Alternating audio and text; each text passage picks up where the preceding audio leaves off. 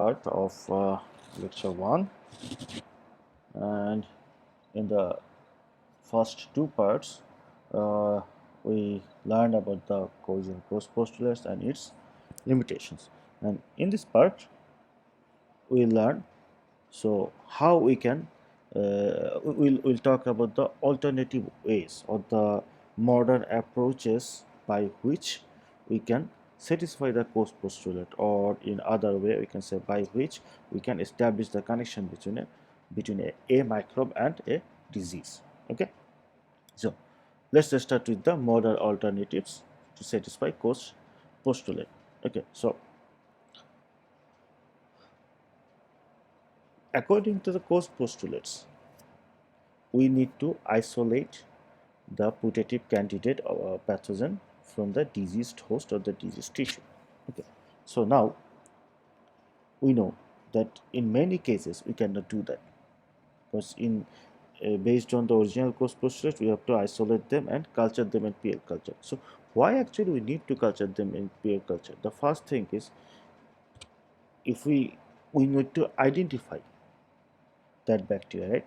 So if we can culture them in pure culture, then we can do further analysis, like we can do biochemical tests to, or we can do microscopy to identify that. So if we cannot culture them, we cannot identify that. That means this was a problem. If we cannot culture them, we cannot identify them.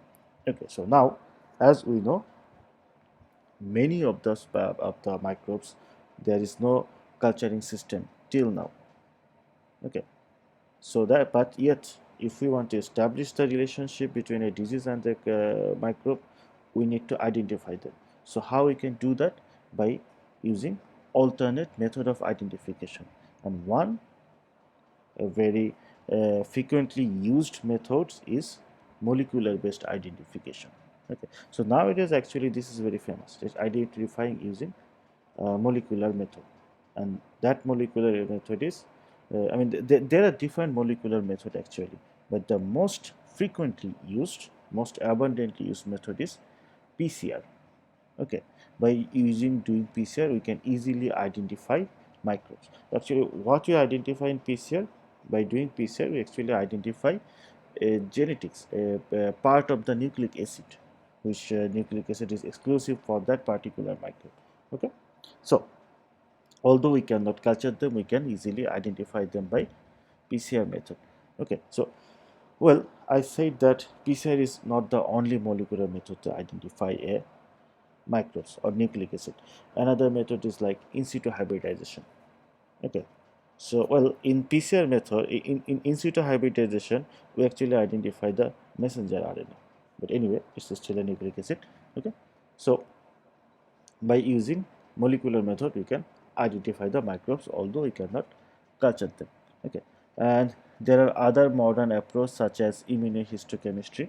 Okay, by doing immunohistochemistry, we can identify microbes. So in case of PCR based method, we identify the nucleic acid, but in case of immunohistochemistry, we actually don't identify the nucleic acid. Rather, we identify antigens actually. I mean part of the microbes. Part of the microbes means part of the structure of the microbes using antibodies. Okay, so we can use these alternate methods like PCR or immunohistochemistry to identify a pathogen. Okay, so and by this way we can at least satisfy the first satisfy the uh, first Coase postulate, the first postulate of Coase, right? Because in the first postulate we need to identify the pathogen, putative pathogen from the diseased host of the tissue. Okay, so although we cannot culture, if we cannot culture many microbes, we can detect them. Okay, so now it will solve our some of the problem, but not all, right? To establish a connection, it is necessary that if we reinoculate the putative pathogen into a host, then the host should get disease. Okay, so if we want to establish this connection, we need to do this. But now the thing is, if we cannot culture them, how we can reinoculate them, right? I mean, using this like PCR and immunohistochemistry, we can identify them.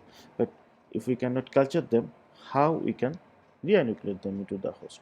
Okay, it will be impossible. But yet, if we want to establish the connection between a microbe and a disease, we need to do that. Okay, so that's why a fifth postulates were proposed, because if we cannot culture a microbe, we cannot reinoculate them. So a fifth postulate was proposed. So what is the fifth postulate? The fifth postulate entails that the elimination of the disease-causing microbe from the infected host or prevention of exposure of the host to the microbe should eliminate or prevent disease. That means the microbes which we cannot culture, for them we cannot satisfy the third postulates. Okay. So we will use an alternate method to satisfy that. What that alternate method? If we can eliminate the putative pathogen from a diseased person and that person gets cured, then we can say that particularly that pathogen caused that disease. Right? Say for example, a person is infected with a particular bacteria. A person is sick and they have a particular pathogen was identified from that diseased person. Okay, more specifically, a particular bacteria was identified from the diseased tissue of that person. Okay, so now by using PCR, we was able to identify that bacteria, but we cannot culture them. So now how we can prove that that particular bacteria is causing that disease?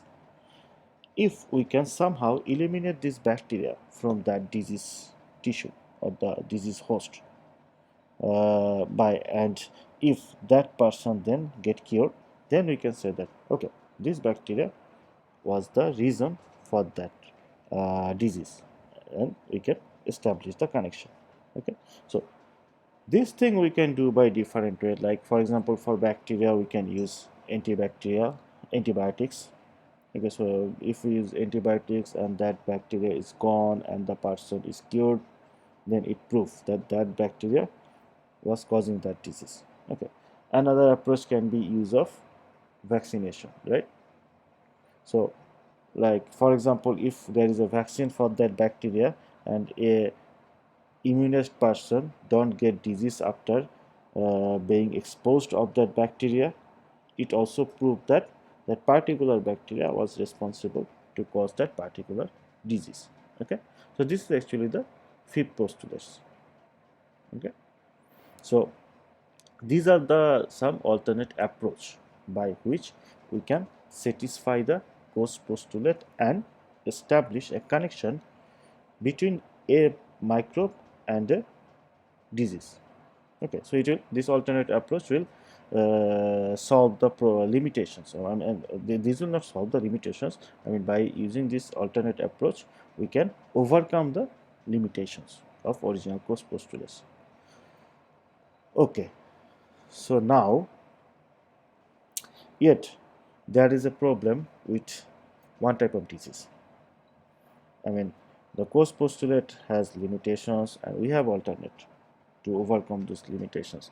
So by those alternates, we can establish connection between a microbes and a disease. But there is one kind of there is a different types of disease, which okay. So let me say in this way: all the disease is not caused by one microbes. There are some disease which are caused by multiple different type of microbes.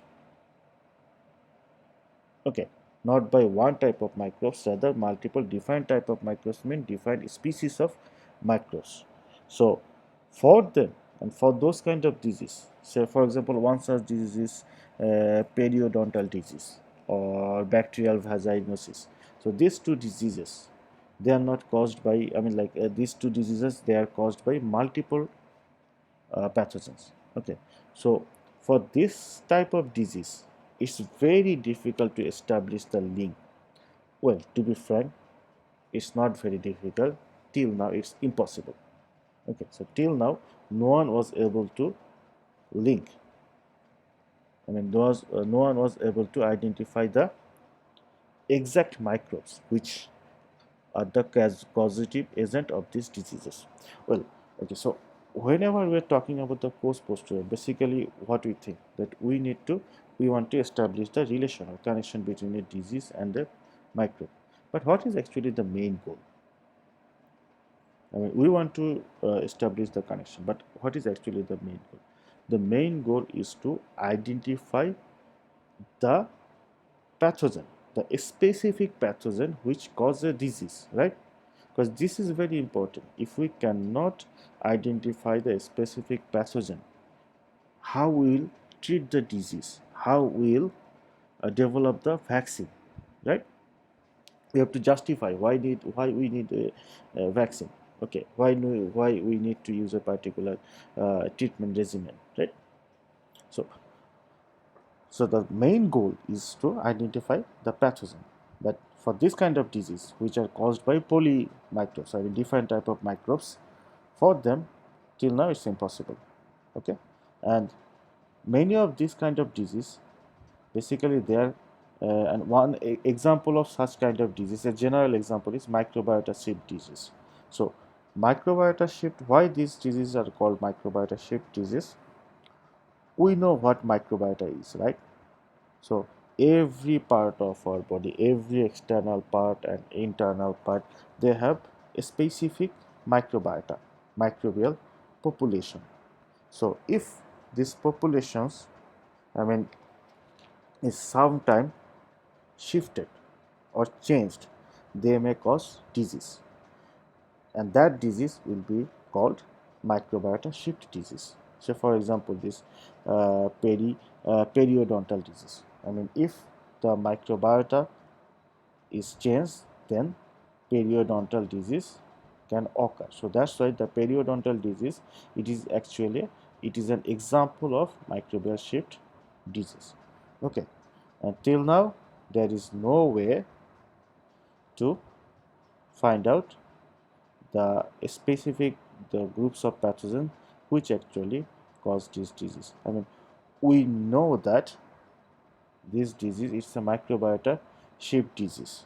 Okay, but I mean, we assume that. No, that means we assume that, because if the original microbiota is shifted, then disease is occurs. But there is no way to prove it, because if we want to prove it, what we need to do? We have to culture. I'd first identify all the pathogen, then we have to culture all those pathogen in as a pure culture, and we have to identify all those pathogen at a time, right, into a host. So it's almost impossible. Almost, I mean, till now it's actually impossible. So one alternate approach to solve this problem can be like, I mean, by using the traditional way, you can, by using the original steps or traditional way, you will be never able to establish this connection. So one alternate approach can be, if we can restore the original microbiota. So for example, I have a particular gut microbiota, and if it is changed, so that's why I got disease. So now, if my original microbiota can be restored and I get cured, then it will satisfy or prove that, okay, my that disease was caused by the shift of the microbiota. Okay, so this can be one approach, but still there is a challenge actually in doing so, because I mean, we actually don't know the exact microbiota of our body. Okay, because, say for example, you want to identify the microbiota of your gut, or your, let's say, of your face. You have to culture all the microbes present in the gut of the face, and we know many of the microbes we cannot culture them. Okay, so now, good thing is the technologies are getting developed day by day. Okay, so although we cannot culture all the microbes, at least we can identify them.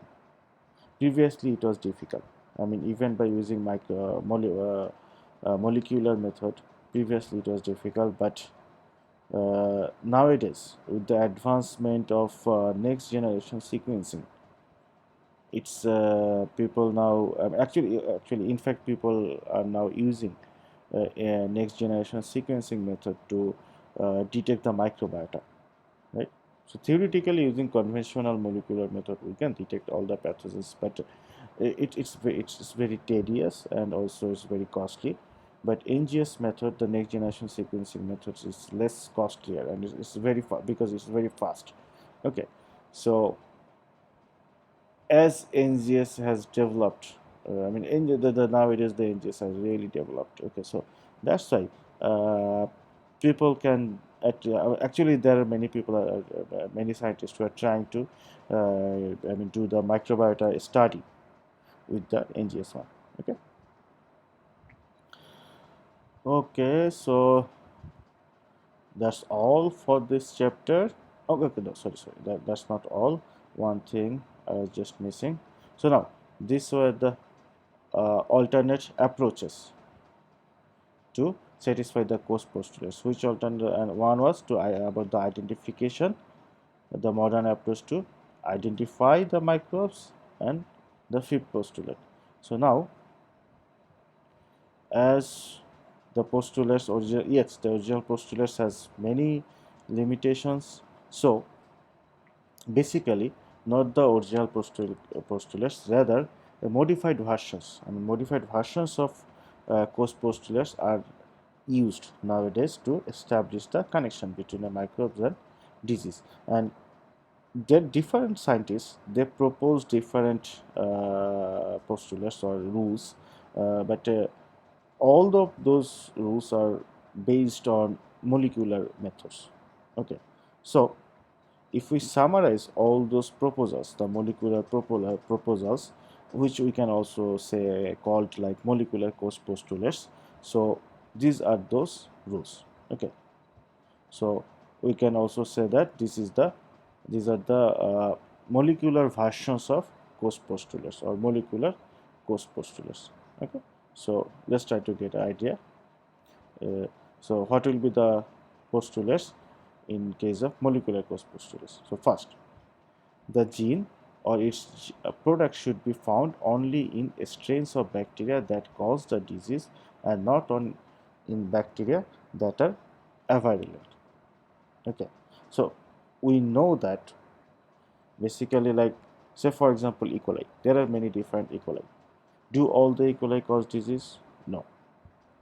Some of the strains of the E. coli cause disease. So what is the specialty of those strains? Because they carry, they have some special virulent factors by which they can cause the disease. Okay, so from where the virulent factor comes? From the gene. Okay, so that's why the first postulate was stated like this. So if the gene or its product means gene product, is found only in the strains of bacteria, but not in the, only in the strains of microbes which is causing the disease, but not in the strains of microbes which is not causing the disease, then we can say that that particular gene is responsible for that disease, or the strain which carrying that particular gene is responsible for the disease. Okay. Then the second molecular postulate, the gene should be isolated by cloning. In the original postulate, we should isolate the pathogen, the whole microbes. But in this case, it's not necessary that, according to the molecular cost postulate, it's not necessary that we have to identify the whole microbes. Rather, we just need to isolate the gene, and we can isolate the gene by cloning method. Then third, disrupting the gene in a virulent strain should reduce or attenuate its virulence. Alternatively, introducing the cloned gene into an avirulent strain should render the strain virulent. Say for example, Vibrio cholerae. Okay, so why Vibrio cholerae cause cholera? So why cholera developed? because the Vibrio cholerae, the strain of Vibrio cholerae which cause cholera, it produces a particular toxin, cholera toxin, and this cholera toxin is encoded from a gene, right? So we can call it cholera gene. So now if we disrupt this cholera gene from that virulent bacteria, and if this virulent bacteria no longer cause the cholera, then we can say that this particular gene is responsible for cholera. Okay, and alternatively, if we can introduce this cholera gene into a virulent cholera bacteria, and that virulent cholera bacteria become virulent and cause cholera, then we can say that this particular gene is responsible for that disease. Okay, and then finally, or you can say the final postulate, molecular cause postulate. So it should be demonstrated that the gene is expressed by the bacteria when it is in an animal or human volunteer at some point during the infectious process. Okay, what that means? Say now, okay, so now we know that the cholera toxin causes cholera. Now say we don't know that. Okay, we don't know that. I mean, we just several from the data of different scientists or researchers, scientists are assuming that this cholera toxin caused the disease. Okay, so now they have find out the bacteria which have this cholera toxin gene, and this bacteria is infecting a host, and this scientists find out that although this bacteria, and they find out that the host has cholera, and then they study the bacteria, and then they find out that that bacteria have that cholera toxin gene, but that gene was never expressed.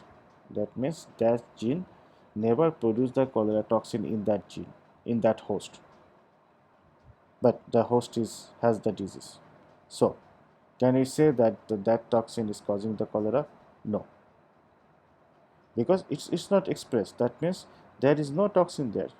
Okay, so that means that toxin is not causing the cholera.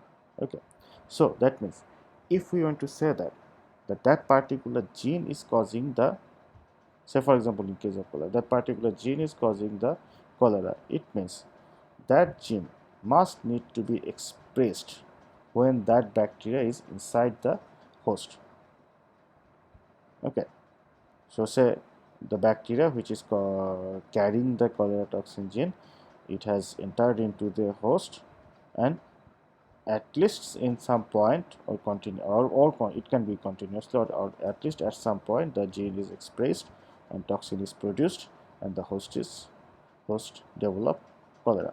Only then we can say that that particular gene is responsible for that disease. Okay.